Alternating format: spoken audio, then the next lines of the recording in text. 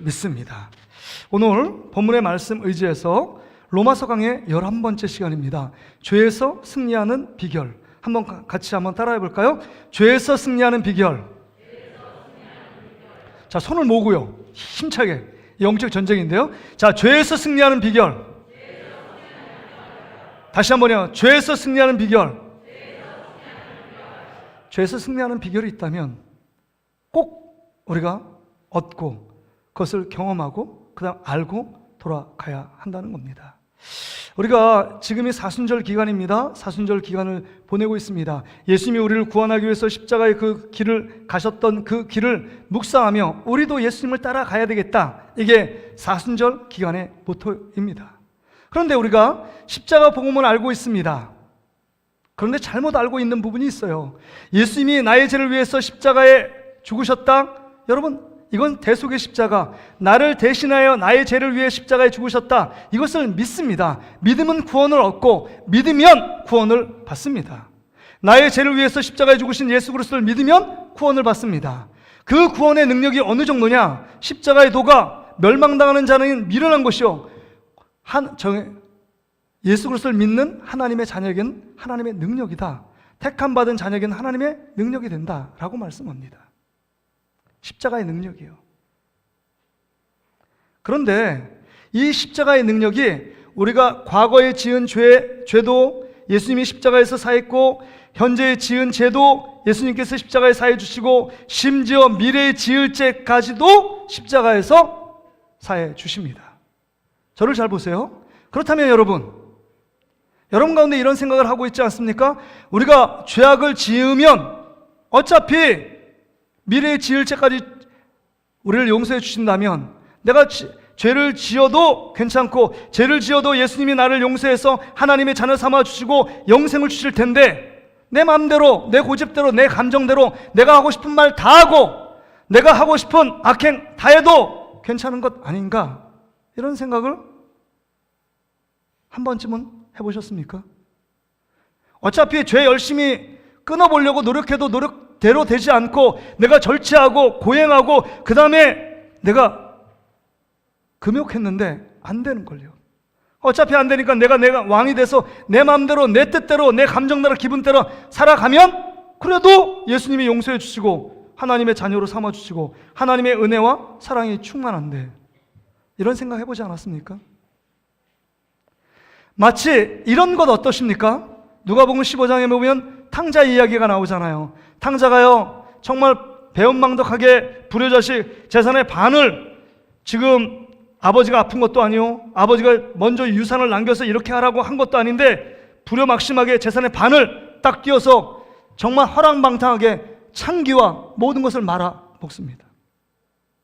그리고 쥐엄열매를 먹는데 쥐엄열매도 배불리 주는 자가 없어요. 흉년이 들어서.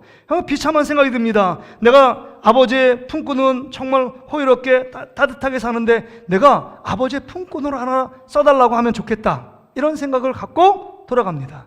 그런데 충격적인 사건이 벌어지죠. 그 가운데 아버지가 이 둘째 아들인 탕자를 막 때리고, 너 왜 그랬어? 너 이유가 뭐야? 말하고 따지지도 않고 묻지도 않고 품에 품고 우시면서 가락지를 손에 끼우고, 그 다음에 새로운 옷을 입히고, 그 다음에 좋은 신발을 신기고, 너는 둘째 아들, 죽었다 돌아온 내 귀한 참 아들이다 라고 얘기하며, 그럴 의미도 없음에도 불구하고 동네방네 사람들 모아서 큰 잔치를 합니다. 송아지를 잡고. 이게 웬일입니까? 너무 감격해서 이 탕자가 막 눈물이 납니다. 너무 귀했어요. 내가 이렇게 귀한 자식이었나? 난 품꾼을 하나로 써서 줘도 족하고 그냥 삼시세끼 배불리만 먹으면 족하다고 생각했는데 이게 웬일이야? 첫째 아들, 그 큰형이 처음엔 관계가 불편했습니다. 한번 이렇게 상상해 보자는 거예요. 제가 각색을 해보려는 겁니다. 근데 좀 지나니까 그 형도 마음 풀어지고 동생도 사랑하고 좋은 우애 관계를 유지합니다. 아버지는 변함없는 사랑으로 더 큰 사랑을 막 부어줍니다. 근데 시간이 좀 지났는데 삶이 재미가 없어요. 전에 짜릿하게 세상에 가서 허람방탕의 삶이 그리워집니다. 그래서 생각을 했습니다. 이제 아버지께 남은 재산 다시 달라고 해서 나 지금 세상을 향해 나아가 내 마음대로 살다가 그래도 돌아오면 아버지 하나님이 나를 받아주시고 용서해서 하나님의 자녀 삼아주실 것이고 하나님의 그 큰 사랑과 은혜로 날 품어주실 건데 뭐가 문제야? 나 세상으로 가야겠다. 여러분 어떻게 생각하십니까? 이게 맞는 생각일까요? 이게 맞는 생각일까요? 이게 좋은 생각일까요? 근데 우리는 이렇게 살잖아요. 난 죄 짓지 말아야 되는데 또 그 죄 가운데 머물고 있는 우리의 모습들을 보게 됩니다. 그러면서 여러분 제가 이 얘기를 꺼낸 이유는 6장 1절의 말씀이 이 말씀이에요. 그런즉 우리가 무슨 말을 하리요? 은혜를 더하게 하려고 죄 거하겠느냐? 은혜를 더 하나님의 은혜, 풍성한 은혜를 받기 위해서 죄를 마음껏 지자는 것이냐? 마음껏 죄를 지면 더 풍성한 은혜가 하나님께 부어질 것이니까 죄 짓는 거 상관없어. 이런 의미냐? 라고 묻는 것입니다. 십자가 복음은 그런 의미가 아닙니다. 그 십자가 복음에서 예수님이 나를 위해 대신 짊어지셨고 그래서 과거에 지은 죄, 현재, 미래에 지은 죄까지 다 사함받았기 때문에 계속 죄져도 된다는 말씀이 아닙니다. 그 십자가 복음, 예수님의 십자가를 너무 잘못 이해한 것입니다. 근데 왜 사도 바울이 이런 질문을 던지며 로마서 6장을 시작할까요? 로마서 5장 20절에 이런 말씀을 한 적이 있기 때문입니다. 율법이 들어온 것은 범죄를 더하게 하려 함이라. 그러나 죄가 더한 곳에 은혜가 더욱 넘쳤나니 죄를 많이 지어 은혜를 풍성히 받았다. 이 뜻이 아닙니다. 죄에 대한 엄청난 파괴력과 영향력을 알기 때문에 그것을 깨닫고 나서 정말 예수 그리스도의 십자가 은혜가 너무 대단한 것을 깨닫게 되었다라는 것입니다. 죄를 많이 지으면 더 큰 은혜가 부어진다 이런 말이 아닙니다. 이거 잘못 이해한 것입니다. 그래서 오늘 6장 1절에 은혜를 더하게 하려고 죄에 거하겠느냐? 죄를 많이 짓자는 얘기냐? 6장 2절에 그럴 수 없느니라. 절대로 그런 죄악 가운데 빠지면 안 된다. 이렇게 말씀하고 있는 것입니다. 그렇다면 여러분, 우리의 질문이 이거잖아요. 예수 그리스도를 믿고 하나님의 자녀가 됐습니다. 우리의 삶의 목적은 세상의 선곡이 아니라 예수 그리스도를 닮아가는 이 40년 기간에 예수님을 닮아가고 예수의 인격과 예수의 삶과 그 예수의 관심이 나의 관심이 되고 예수님이 바라보는 것을 내가 바라보는 거룩한 삶을 살기를 원하는데 왜 우리는 거룩한 삶을 살지 못하고 다람쥐 쳇바퀴 도는 것처럼 또 죄 짓는 곳에 돌아가고 그 다음에 돼지가 똥 싼 곳에 다시 똥 싼 곳에 주인이 치워줘도 또 똥 싼 곳, 그것만 그 위에 다시금 돼지가 눕는 이런 어리석은 죄악의 반복을 하고 있느냐?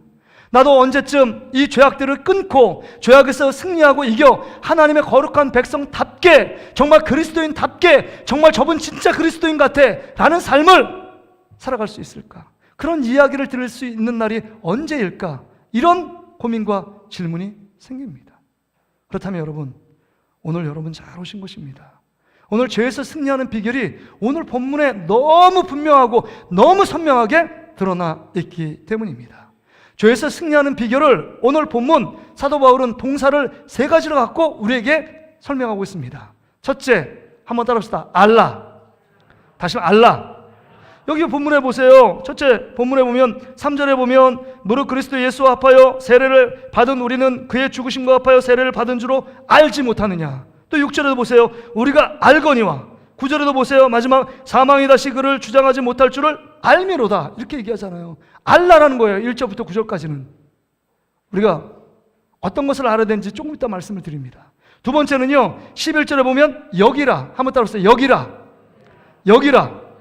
그 세 번째는요, 13절에 보니까 드리라. 하나님께 드리래. 우리의 몸을 드리래요.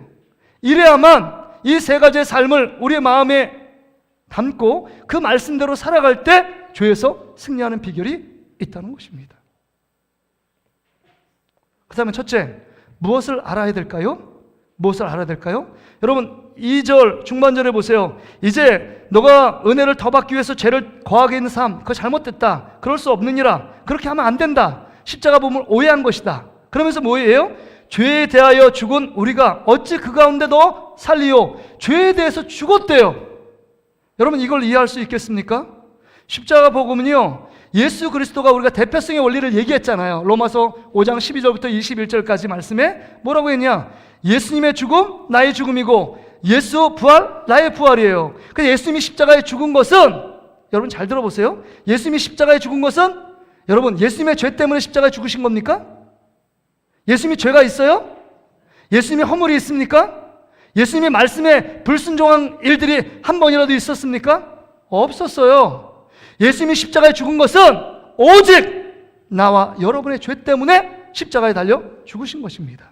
이게 대표성의 원리로, 첫 번째 아담은 에덴 동산에서 선악과를 따먹음으로 사망과 죄가 그 가운데 들어왔습니다. 진자는 이긴 자의 종이 되어 죄에 졌기 때문에 사단의 밥을 왕노릇하고 죄가 왕노릇하는 삶을 살아갈 수밖에 없습니다. 그런데 두 번째 아담인 예수 그리스도가 완전한 인간이 돼서 완전한 하나님이 돼서 이 첫 번째 아담의 죄를 다 사하기 위해 십자가에 죽으신 것은 예수님의 죄 때문에 죽은 것이 아니라 나의 죄 때문에 죽으신 겁니다.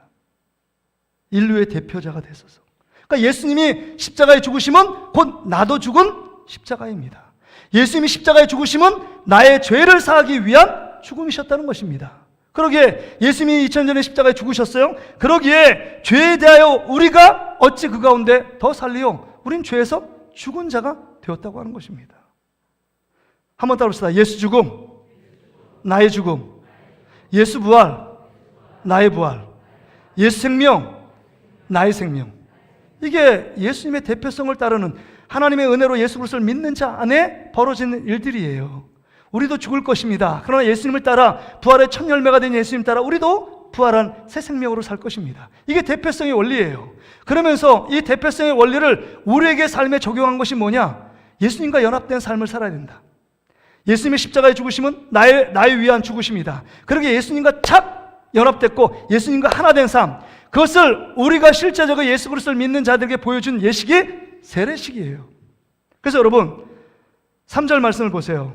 무릇 그리스도 예수와 합하여 세례를 받은 우리는 그의 죽으심과 합하여 세례를 받은 줄을 알지 못하느냐. 너희가 예수 그리스도의 십자가 죽을 때 너희가 세례는 예수님과 함께 죽은 것을 의미한다 라고 말하는 것입니다. 우리 교회는 세례를 약식으로 줘요. 그래서 성수기에도 물을 넣어서 성부와 성자와 성령의 이름으로 3번 물세례를 줍니다. 그런데 이건 약식인데 침례교에서는 침례탕이 이렇게 보면은 커튼이 쳐 있어요. 커튼을 쭉 열면 뒤에 목욕탕 같은 침례탕이 있습니다. 그리고 하얀 소복 같은 소복을 또 입고 그 안에 세례식 할 때 이 침례탕에 들어갑니다. 예수님이 세례 요한이 요단강에서 줄 때 그 앞에 침례자 예수님이나 세례 요한 앞에 딱 쓰고 그 사람이 이제 물속으로 확 들어가는 겁니다. 침례하는 거죠. 물속에 들어간다는 거죠.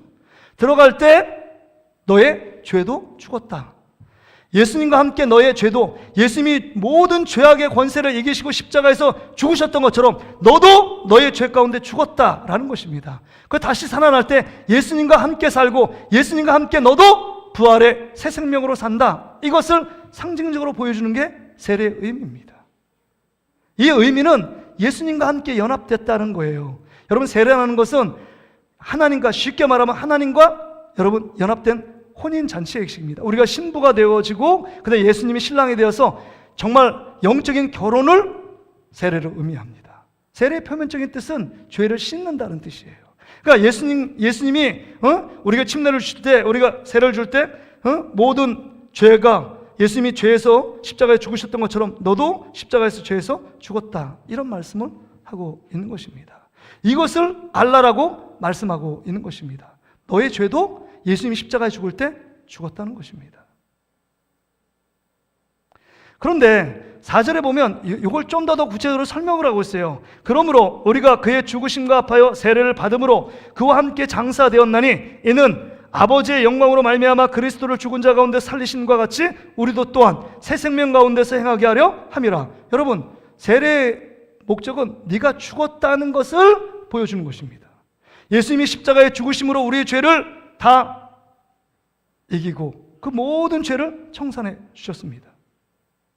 그래서 세례는 장사된 것을 의미합니다. 여러분이 모든 죄가 여러분이 관 속에 다 들어가 있다는 것입니다. 근데 여러분, 우리가 한번 이런 노력을 해보셨어요? 진짜 이런 노력 해보지 않으면 은혜를 모르는데, 은혜가 은혜된 거, 죄를 끊기 위해, 습관적인 죄를 끊기 위해 정말 절제하고 금식하고 그 다음에 노력하고 그 다음에 금욕하고 그 다음에 정말 그것을 위해서 애쓰고 노력해 본 적이 한 번이라도 있습니까? 나 이 죄 끊기 위하여 정말 분투하고 노력하고. 저도 신학교 이제 들어가서 이제 선지동산에 들어가서 거룩한 이제 목사가 되고 하나님 말씀을 대언할 자이기 때문에 내 안에 있는 거짓말하는 것, 음란한 생각들, 그 다음에 미워하는 마음들, 이 모든 것들을 이제 내가 짓는 이 죄악들을 끊어봐야지 라고 생각하며 죄악의 목록을 그 노트에 막 썼습니다. 그리고 이 죄 또 졌네, 또 지고 하고 그 다음에 절제하고 노력하고 더 하나님께 예비하고 막 이랬는데 결론은 뭔지 아세요? 죄악이 끊어졌을까요? 안 끊어졌을까요? 죄악이 안 끊어집니다. 죄악을 짓지 않으려고 노력하면 노력할수록 또 다른 죄가, 그 죄에 대한 유혹들이 막 살아납니다. 그러게 여러분, 죄를 이기고 죄에서 승리하는 삶의 비결이 뭐냐? 죄에서 죽어야 돼요. 죄에서 죽어야 돼요. 보세요. 구약에서는 내 죄를 대신해서 누가요? 소와 양과 염소를 안수해서 이 제사장이 그 모든 짐승을 죽임으로 그 다음에 제사, 죄 사함의 은총을 받습니다. 죽지 않고서는 죄사함이 없어요. 피 흘림이 없으면 죄사함이 없다고 했잖아요. 그러니까 죽음이 없이는 살 수가 없는 겁니다. 예수 그리스도께서 십자가에 죽으심으로 죄를 단번에 사하셨습니다. 근데 여러분 이렇게 얘기할 거예요. 목사님, 무슨 말씀이에요? 제가 시퍼렇게 지금 살아있고 내 자아가 살아있어서 막 혈기내고 그 다음에 내가 말하고 싶은 대로 말하고 막 그러는데요. 죄악들 내가 지금 살아있는데요. 뭐가 죽었습니까? 내가 예수님이 십자가에 죽으실 때 나의 죄악도 죽었다, 예수님이 십자가 죽으면 나도 죽음이다, 그건 알겠어요. 지식적으로 알겠어요. 그런데 내가 살아있는데 뭐가 죄가 죽었습니까? 어제도 죄를 지었고 오늘 아침에도 죄를 지었고 오늘 또 기회만 있으면 죄를 짓고 또 미래에도 죄를 지을 건데 내가 무슨 죽었습니까? 죽은 자는 말이 없잖아요. 죽은 자는 움직이지도 않는데요. 그러면 진짜 죄를 안 지을 텐데 제가 살아있는데 이렇게 시퍼렇게 살아서 내 마음대로 내 기분대로 내가 왕대로 살아가는데 뭐가 죽었습니까? 성경은요, 여러분의 몸, 여러분의 생명이 죽었다는 얘기를 하고 있는 게 아니에요. 여기 보세요. 6절 말씀 한번 보세요. 6절이요. 6절. 우리가 알거니와, 뭐가 죽었는지를 보세요. 우리가 알거니와 우리의 옛사람이 예수와 함께 십자가에 못 박았은즉, 여러분 누가 죽었다고요? 옛사람이 죽었어요. 예수 믿기 전에 여러분이 죄악을 짓는 욕망들, 죄를 짓고 있는 이 옛사람, 이 옛자가 죽었다고 얘기하는 것입니다. 여러분 마음대로 생각하고 여러분 마음대로 행동하고 여러분 마음대로 말하는 이 모든 옛사람이 죽었대요. 예수님이 십자가에 죽을 때 그 죄악들이요. 죄의 권세가 이제 힘이 없습니다. 그래서 여러분, 우리가 죄악에 대한 유혹이 찾아올 때마다 우리가 선포해야 합니다. 예수님이 십자가에 죽으심은 곧 나의 죄의 죽음입니다. 죽음을 선포해야 돼요. 죽음이 우리를 승리케 하고 죽음이 늘 우리 안에 왕노릇한다, 그게 아닙니다. 우리 그렇게 죄에 대해서 힘이 없는 자들이 아니에요. 예수님이 십자가에 죽을 때 나도 죽었기 때문에 이제는 어떻게 되냐? 죄를 이길 수 있는 하나님의 능력, 하나님의 자녀의 권세를 갖고 있는 자들이에요. 그러기에 죄가 유혹을 쫙 오잖아요. 사단이 여러분을 막 유혹합니다. 예수님이 십자가에 죽은 그 죄악들이 이제 여러분 안에 막 살아납니다. 뭐 거짓말하는 죄, 음란의 죄악들, 미움, 다툼, 시기, 이 모든 죄악들, 그 전에 행복하고 그 다음에 죄악의 낙을 누려서 그렇게 살아왔던 죄악들을 사단이 뭐라고 얘기하냐? 야, 지금 이대로 술, 담배 안 하고 예수 믿고 그 다음에 말씀대로 살아가는 게 얼마나 고리타분하냐, 얼마나 재미없니? 그 전에 있던 옛사람의 모습을 한번 되찾아 살아봐. 얼마나 귀해. 탕자가 그 세상 가운데서 허랑방탕에 살던 그 짜릿함이 너희들 안에 있잖아. 그렇게 유혹하는 것입니다. 그럴 때마다 뭐라고 선포해야 되느냐? 이렇게 선포해야 합니다. 한번 따라합시다. 나는 십자가에 죽었다. 나는 십자가에서 죽었다. 나의 죄도 십자가 옆에 죽었다. 여러분, 나의 죄도 십자가 죽었어요. 거짓말하는 죄도 십자가 앞에 죽은 거예요. 음란한 죄도 십자가 앞에 죽었어요. 미워하는 죄도, 미움도 주님의 십자가 앞에 죽었습니다. 속이는 죄도 십자가 앞에 죽었어요. 모든 죄악들은 주님이 십자가에 죽을 때 함께 죽은 것입니다. 우리의 모든 죄악의 실체는 여러분의 관 속에 아까 세례에 장사 지는 것처럼 장사된 것입니다. 이것을 알지 못하면 죄에서 승리할 수 있는 비결이 없어요. 예수님이 십자가에 죽을 때 나의 죄도 죽은 것입니다. 예수님이 십자가에 죽을 이유가 하나도 없거든요. 거기에 못 박히고 죽어야 될 자는 우리 자신, 나 자신이에요. 죄악에 죽었다는 겁니다. 이제 죄가 여러분 안에, 여러분 죄가 지배하고 여러분을 죄 가운데 종로로 타서 이리 끌려다니고 저리 끌려다닐 수 없다는 것입니다. 우리는 신분이 바뀌었어요. 하나님의 자녀가 되었습니다. 예수 그리스도의 십자가를 통해서, 부활 생명을 통해서 하나님의 자녀의 신분, 그러기에 하나님의 자녀다운 정체성을 회복하고 죄를 이기고 살아가야 될 존재들이 우리라는 것입니다. 그래서 여러분 9절에 이렇게 마침표를 찍어요. 이는 그리스도께서 죽은 자 가운데서 살아나셨음에 다시 죽지 아니하시고 사망이 다시 그를 주장하지 못할 줄 알미라. 이젠 죄가 죽었기 때문에 여러분이 사망, 죄의 권세에 여러분 굴복하지 않는다. 이젠 자유자가 됐다. 하나님의 자녀의 신분이 되었다. 죄의 종에서 이제는 예수님의 종으로 하나님의 자녀로 우리를 불러주신 것입니다. 할렐루야. 이제는 여러분 죄에서 승리하는 비결은 예수님이 십자가 죽을 때 우리의 모든 죄도 죽은 것입니다. 죄를 짓고 있는 여러분의 그 모습이 자연스러운 게 아니라는 것이죠. 죄를 짓고 있는 나의 이 실체의 모습은 어떻게 보면 허상입니다. 사단이 여러분을 유혹하는 거예요. 야, 거짓말하면 다른 사람 속이는데 얼마나 달콤한지 아니? 이렇게 얘기하는 것입니다. 그 모든 죄의 권세는요, 십자가 앞에 죽었어요. 그 날마다 그 죄의 유혹이 올 때마다 여러분 선포해야 합니다. 지피지기면 백전불패라는 말이 있어요. 손자병법에 나오는 건 아닙니까? 적을 알고 나를 알면 100번 싸움에 100번 지지 않는다라는 뜻이에요. 그러니까 여러분, 사단이 여러분을 유혹하잖아요. 자꾸 까부르잖아요. 제자들 까부른 것처럼 너 이렇게 너 높은 자리에 올라가, 예수님보다 세상을 사랑해야 돼, 세상에 대한 우상 숭배, 이 계속적으로 까불리는 겁니다. 그러면 내가 뭔가 된 것처럼 죄악을 막 행합니다. 용기를 갖고 막 행해요. 이 모습이 정상의 모습이 아니라는 거죠. 그런 유혹이 들 때마다 습관적인 죄악이 슬금슬금 올라와 우리 안에 꽈리를 틀려고 할 그때 선포해야 합니다. 나의 모든 죄는 예수님과 함께 십자가에 죽었어. 나의 거짓말하는 죄도 십자가 앞에 죽었어. 다른 사람을 미워하는 죄도 십자가 앞에 죽었어 라고 선포하며 우리 예수 그리스도를 더 의지하고 부활한 하나님의 자녀로 삶을 살라고 말하잖아요. 예수님과 함께 죽고 예수님과 함께 살, 부활의 생명으로. 그러게 여러분, 우리가 아는 건 예수님이 십자가에 죽을 때 나도 그 죄에 죽었다는 것입니다. 죽음이 우리를 어떻게 할 수 없고 죄의 권세가 우리를 어떻게 할 수 없다는 것입니다. 끝났다는 거예요. 유효 기간이 끝났어요. 예수님 십자가에 죽으심 이후로. 제가 군생활을 205 특공여단 그 사천에서 군생활을 했는데요. 가보니까 쓸데없는 군기가 너무 세요. 지나갔는데 막 뭐 안 했다고, 크게 안 했다고 맞기도 하고, 새벽 2시에 저 세면대에 나와가지고 2등병 1병부터 쭉 집합시켜서 줄바대를 때리지 않나 막 이런 하는데, 뭐 제 우세대는 그게 뭐 당연하다고 생각하잖아요. 근데 그 과물대 앞에서 그냥 전투화 신을 때 그냥 이렇게 앉아서 신으면 얼마나 편해요. 그쵸? 근데 앉아 신는 게 아니라 관물대 이렇게 좌우로 있는, 앞으로 있는데 그 상병대까지는요 앉아서 끈을 매는 게 아니에요. 다 일어서서 끈을 이렇게 매야 돼요. 만약에 앉아서 맸다, 전투가 날라와요. 병장 때 그래도 조금 누워 있어요. 자유시간에. 상병이 누웠다, 그러면 난리 나는 거죠 그때.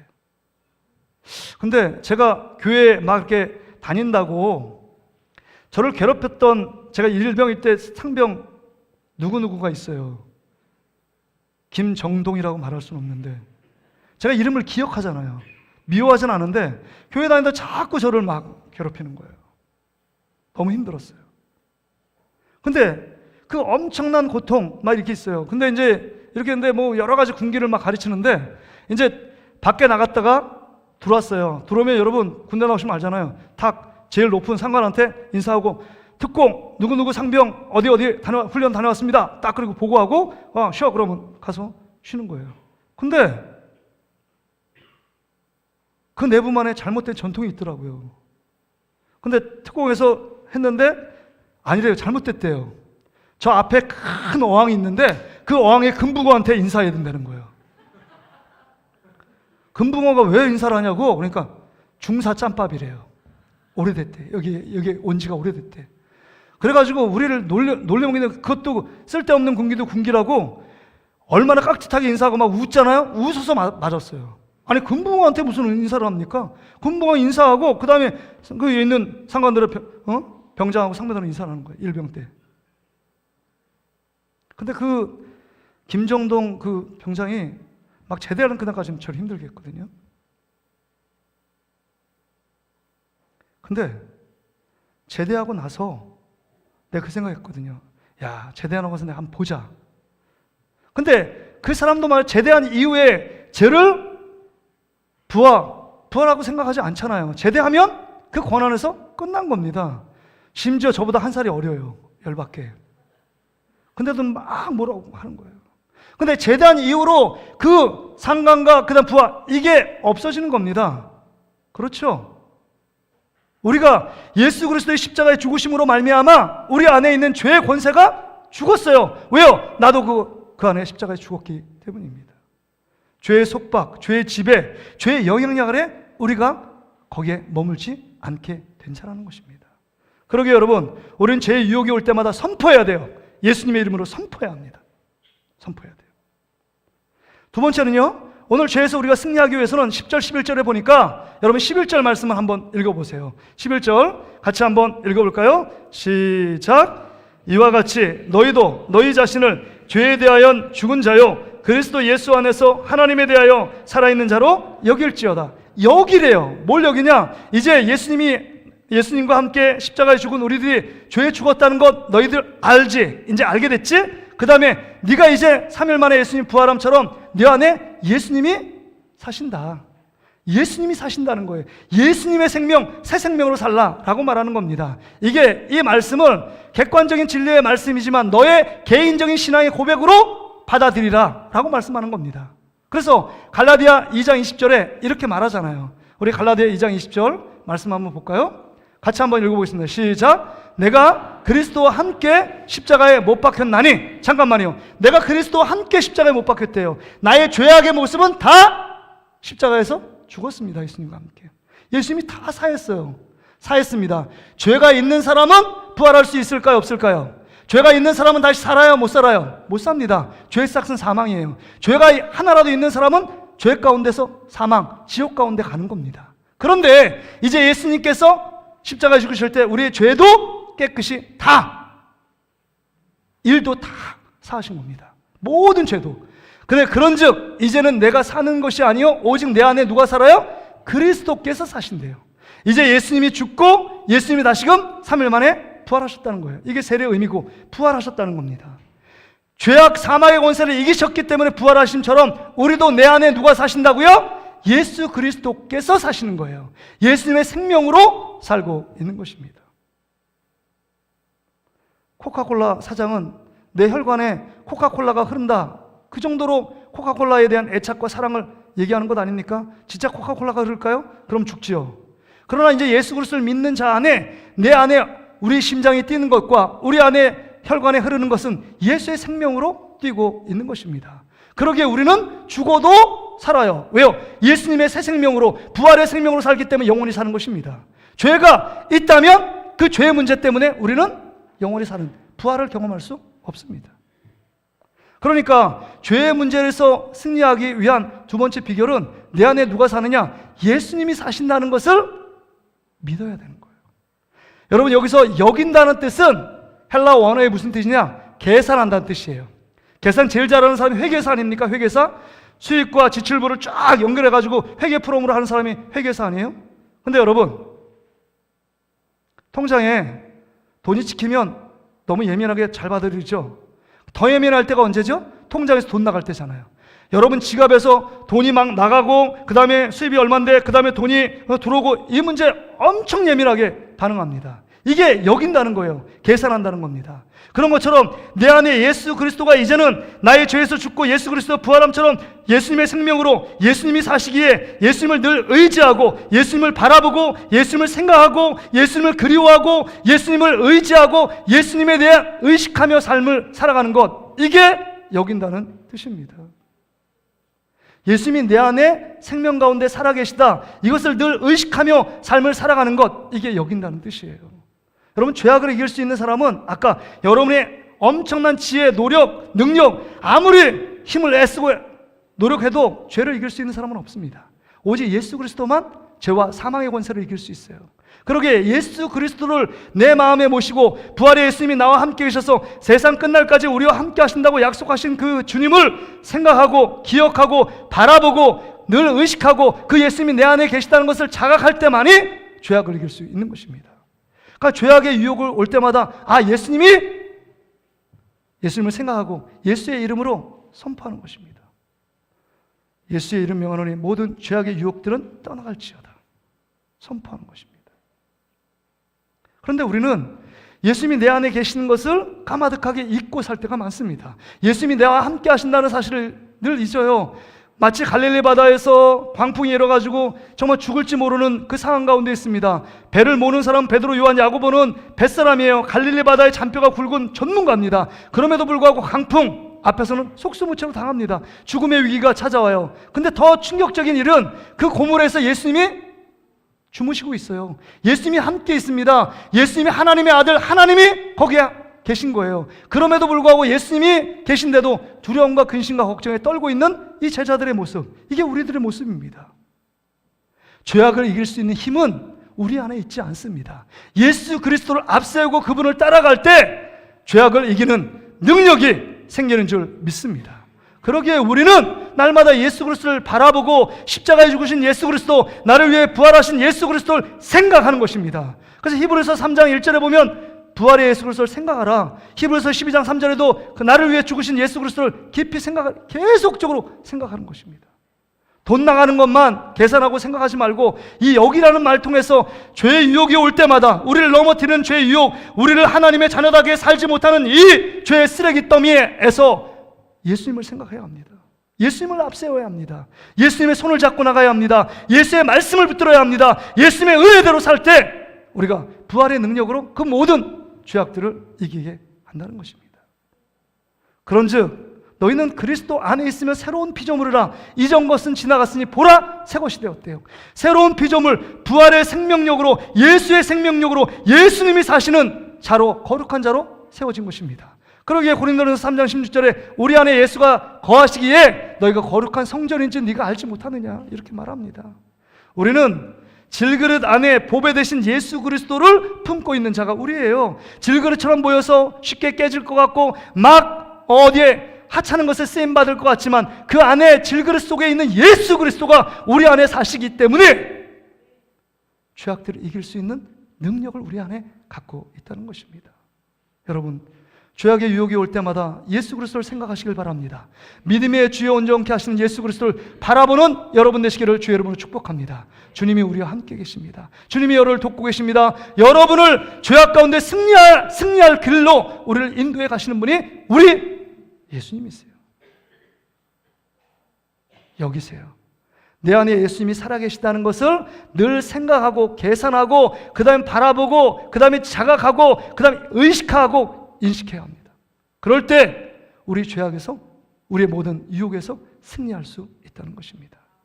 마지막으로요, 오늘 12절부터 14절에 보니까 이렇게 이제 예수님이 십자가에 죽으셨을 때 이제는 죄악에서 죽었습니다. 부활 생명으로 예수님이 내 안에 사십니다. 그 예수님을 바라봄으로 이제 죄악에서 승리할 수 있는 길이 열렸습니다. 마지막으로 우리가 해야 될 일은 드리는 것입니다. 우리의 삶을 드리는 것입니다. 여기 보니까 정말 사단은요, 우리의 몸을 유혹해서 불의의 병기로 드리래요. 죄악을 짓는 몸으로 나아가도록 만듭니다. 그래요. 그런데 오늘 13절 말씀 보세요. 또한 너희 지체를 불의의 무기로 죄에게 내주지 말고 오직 너희 자신을 죽은 자 가운데서 다시 살아나신 자 같이 하나님께 드리라. 너희 지체를 의의 무기로 하나님께 드리라. 너희 지체를 하나님이 기뻐하시는 무기로 드리래요. 우리의 몸을, 우리의 영과 육을 하나님께 드리라고 말씀하고 있습니다. 그래서 여러분, 로마서 12장 1절에 지난주에 예배 분위기, 예배가 중요한 것이 아니라 예배를 드리는 예배자가 중요하다, 그 예배자를 찾고 있다라고 말씀하셨는데 그 예배자가 어떤 모습이에요? 12장 1절에 보면 그러므로 하나님의 형제다, 내가 하나님 모든 자비하신 너희를 권하노니 너희 몸을 하나님이 기뻐하시는 거룩한 산 제물로 드리래요. 산 제물이 우리예요. 산 제물로 우리의 몸을 하나님께 예배드리는 예배자로 주님 앞에 올려드리는 것입니다. 여러분, 우리는 언제까지 방어적인 태도로 나 술 먹지 말아야지, 담배 피지 말아야지, 거짓말하지 말아야지, 뭐하지 말아야지 그렇게 산다고 해서 방어적으로 살면요 죄악에 뚫려요. 공격이 최선의 방어입니다. 우리가 그런 생각이 들면 들수록 그때 하나님께 예배 자리로 나가고, 그때 기도의 자리로 나가고, 그때 찬양의 자리로 나가고, 그때 하나님 앞에 봉사의 자리로 나가는 것입니다. 하나님이 기뻐하시는 삶이에요. 하나님께 우리의 몸을 주님 앞에 드리는 거예요. 가장 기뻐하는 몸을 드린다라는 의미는, 드리라는 의미는 우리의 몸을 하나님 앞에 산제사 예배자로 주님 앞에 나가는 것입니다. 가장 기뻐하세요. 그래서 우리가 계란 한 판을 드리는 것도 우리가 정말 주님의 사랑을 힘입어 우리 지역사회의 사람들에게 우리 생생내는 것도 아니고 우리가 드러날 것도 아닙니다. 주님이 우리에게 맡기신 일들, 그것이 작은 일이지만 그 작은 일이 도와내서 우리의 삶의 구체적인 현장에서 주님이 기뻐하시는 삶을 사는 거예요. 옆 사람, 힘든 사람을 도와주는 것입니다. 봉사하는 것입니다. 헌신하는 것입니다. 주님 앞에 우리의 삶을 주님께 드리면 죄를 지을 그 순간에 하는 거예요. 김인중 목사님이 그런 얘기 하시더라고요. 아내하고 싸울 일이 있대요. 김인중 목사님 막 혈기 좀 있거든요. 싸울 에너지가 생기면 그때마다 사인이 들고 복음 전화를 갔다는 거예요. 부부싸움에서 죄악을 행하는 것보다 그 죄악에 대한 그 에너지를 갖고 복음을 전도하는 일로. 이게 여러분 공격이 최선의 방어인 것처럼 하나님께 온전하게 드리는 삶 아닙니까? 주님께 죄악을 지을 수 있는 여유와 마음을 두는 그 공간에 우리를 유혹하는 그 시간에 공격적으로 주님을 높이고 주님께 우리의 몸을 드리는 것입니다. 이럴 때 우리가 죄악에서 이길 수 있다는 것입니다. 그래서 말씀을 정리합니다. 세 가지를 얘기했어요. 알라, 예수님이 십자가에 죽을 때 나도 죄도 죽었다. 그래서 죽었다는 얘기를 계속 선포합니다. 나의 죄는 죽었다. 나의 정직하지 못한 거짓말하는 죄도 죽었다. 계속 여러분의 습관적인 죄악들이 죽었다고 선포하는 것입니다. 어제도 선포하고 오늘도 선포하는 거예요. 그것이 완전히 죽을 때까지 미래도 계속 선포하는 것입니다.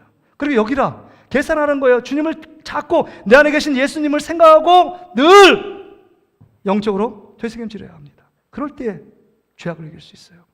여러분 몸을 불의의 병기를 드리지 말고 하나님이 원하는 예배자로 드려야 한다는 것입니다. 이 삶이 뭐냐? 여러분은 법 아래 있지 않고 14절 죄가 너희를 주장하지 못하리니 이는 너희가 법 아래 있지 않고 은혜 아래 있다. 이게 얼마나 감사한 일입니까? 율법은요 여러분을 정죄합니다. 너는 죄인이야. 결국은 너가 이 죄 때문에 지옥에 간다. 이 얘기가 율법의 목적 아니에요? 율법을 주신 목적? 근데 율법 아래 그 자리에 있지 않고 너희는 은혜 아래 있대요. 하나님의 사랑과 은혜, 하나님의 자녀의 축복된 자리에 너희가 가 있다. 죄가 너희를 지배하지 못한다. 죄가 너를 다스리지 못한다. 죄가 너희가 왕 노릇해서 죄 가운데 끌려가지 않도록 내가 막아주었다. 이런 얘기하는 거잖아요. 여러분 이제 이렇게 살기 위해서 우리 마음이 하나님과 마음이 연합 하나 되어야 합니다. 주님만 죽은 십자가가 아니라 나도 죽은 십자가예요. 예수님만 죽은 십자가고 나는 그냥 그 영광만 열매만 따먹고 띵까 내가 죄져도 상관없어. 이게 아니라니까요. 어제 제 딸내미가 셋째 딸이 병원에서 그 개인 병원에서 알바를 하거든요. 토요일 날 하는데 9시부터 2시까지 했나 봐요. 그래서 제가 꼭 물어보는 게 있어요. 야 오늘 환자 몇 명 왔니? 아빠 오늘 60명 넘게 왔나 봐. 그 얘기는 사람이 많이 오면 힘들었다는 거잖아요. 어느 데는 뭐 독감 그 시즌에 막 70명도 오고 80명도 오고 그랬대요. 그러니까 너무 힘든 거예요. 근데 여러분 직원 입장에서 보면 환자가 많이 오면 인센티브하고 저희 알바비가 더 올라갈까요? 아니면 그대로일까요? 그대로이죠. 직원 입장에서 보면 환자가 많이 오는 게 좋아요? 적게 오는 게 좋아요? 적게 오는 게 좋죠. 그 얘기는 우리 딸내미가 얼마나 힘들었을까 그 생각해서 제가 물어본 거거든요. 근데 그 딸이 너무 힘들었어 막 이런 얘기예요. 근데 제가 갑자기 이런 생각했잖아요. 그럼 원장의 마음은 환자가 적게 오는 게 좋을까? 많이 오는 게 좋을까? 원장의 마음은 뭐예요? 적게 와가지고 그 병원이 망하면 좋겠어요? 자기가 세웠는데? 원장의 마음은 힘들어도 많이 오는 게 행복하고 좋을 겁니다. 그러면 그 병원이 펀칭할 거예요. 그렇다면 여러분 생각이 원장의 마음이나 직원의 마음이 똑같으면 행복한 직장이고 그 다음에 그 직장은 번창할 겁니다. 제가 거기 그 고시칼국수 옆에 보면 무슨 정원식당이라고 그 보쌈집을 하거든요. 벌써 이름 상호까지 했네. 한번 가서 드셔보세요. 거기 보면 할머니 할아버지가 계세요. 그 보쌈하는 할머니 할아버지. 그 다음에 여기 있는데 직원 2명이 있는데 너무 친절하게 밝게 웃으면서 돈을 내는데, 그래서 아유 맛있게 드셨어요? 꼭 물어봐요. 근데 지금 너무 바쁘기 때문에 그 말 할 에너지가 없을 것 같은데 직원하고 달라요. 그래서 우리 전사님하고 이렇게 우리 교육자들 식사를 하면서 아 저분은 직원 안 같다, 가족 같은 거 아니야? 막 그런 얘기를 했는데 제가 궁금한 거 못 참잖아요. 2번째 가서 내가 물어봤어요. 나가면서 혹시 여기 직원이신가요? 아니면 가족이신가요?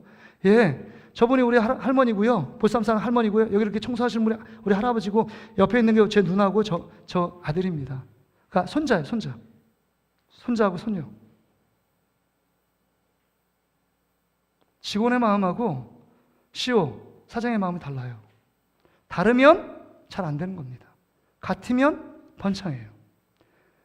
우리 교회가 건강한 교회가 되려면 목사의 마음과 성도의 마음이 어때야 될까요? 오늘 저는 정말 피를 튀기면서 침을 튀기면서 정말 이 복음, 죄에서 자유를 얻게 하고 하나님의 자녀답게, 정말 그리스도인 자녀답게 풍성한 삶을 누리기 원하는 말씀을 전했습니다. 어떻게 여러분이 받아들이는지 모르겠지만, 근데 여러분들이 얘기하길, 목사님 설교 들으면서 그래 목사 너나 잘해, 너나 잘해, 너나 이런 마음을 갖는다면 이건 건강 교회 모습이 아니죠. 여러분 한 번이라도, 여러분 5분간이라도 여기 설교에서 한번 해보라 그러면 여러분 밤잠 못 자요. 한 일주일 동안 시간 줄 테니까 잠도 안 오고 여러분 밥맛도 하나도 없습니다. 5분 동안 어떻게 말씀을 전하겠어요? 30분이요? 언감생신이에요. 그냥 전해서 말이 나오는 게 아닙니다. 제가 막 그냥 수도꼭지 틀면 막 나오는 것 같아요? 엄청 기도하고 막 어떻게 하면 엑기스라고 엄청나게 잠이 안 와요. 말씀이 안 풀리면. 지옥 같아요, 삶이. 내가 왜 설교자가 되고 하나님 날 부르셨을까? 고민되는 거 아닙니까? 그럼에도 불구하고 하나님이 여러분을 사랑하는 하나님의 종들이 있고, 하나님의 사랑에서 이 예배자로 불러주셨는데, 이 짧은 시간에 이 말씀을 통해서 깨달아지고 그 말씀을 붙잡고 실천하고 그 말씀대로 살아갈 때 주님의 자녀로서 삶을 살아갈 수 있도록, 너 김 목사야 그 일들을 하라고 내가 너 세운 것 아니야? 주님이 저를 세웠기 때문에 저거 하는 겁니다. 저는 그만의 의식이 없다면 아마 이거 힘들 거예요. 힘들 거예요. 근데 여러분, 결론적으로 얘기하면 예수님의 마음과 우리의 그리스도를 믿는 하나님의 자녀, 그리스도를 닮아가고 그리스도를 따라가는 우리의 마음과 다르다면 죄를 이길 수 없는 것입니다. 예수님이 죄에 있어서 십자가에 죽으신 게 아니에요. 우리를 위해서 부활하신 것이 아닙니다. 고통받고 이 땅 가운데 33년 동안 괴로움의 시절을 보낼 이유가 하나도 없습니다. 그럼 예수님의 고난은 나의 고난이었고, 예수님의 죽음은 나의 죽음이었고, 예수님의 십자가에서 부활은 나의 부활이고, 영원한 생명, 예수의 영생은 나의 영생이었다면, 예수님이 어떤 삶을 살아가는지 우리와 함께 그 생각의 코드를 맞춰야 하는 것입니다. 우리가 은혜 아래에 있다는 것, 예수 그리스도 안에 있다는 것, 예수의 생명 가운데 있다는 것, 예수의 사랑 가운데 있다는 것, 하나님의 자녀가 되었다는 것, 놀라운 축복이라는 것입니다. 그것을 생각한다면 우리 삶 가운데 다시 한번 죄 가운데 허무하게 무너지는 삶이 아니라, 죄를 지면서 이제 이 죄는 주님의 십자가 앞에 죽어진 거야, 허상이야, 실상은 예수 안에서 승리하는 삶이 모습이 실상이야, 이렇게 믿음으로 고백한다면 우리 삶이 작은 우리의 생각과 말과 행동 속에 주님을 닮아가는 그런 모습, 십자가의 은혜를 닮아가고 주님의 성품을 닮아가는 그런 삶을 살아가게 될 줄 믿습니다.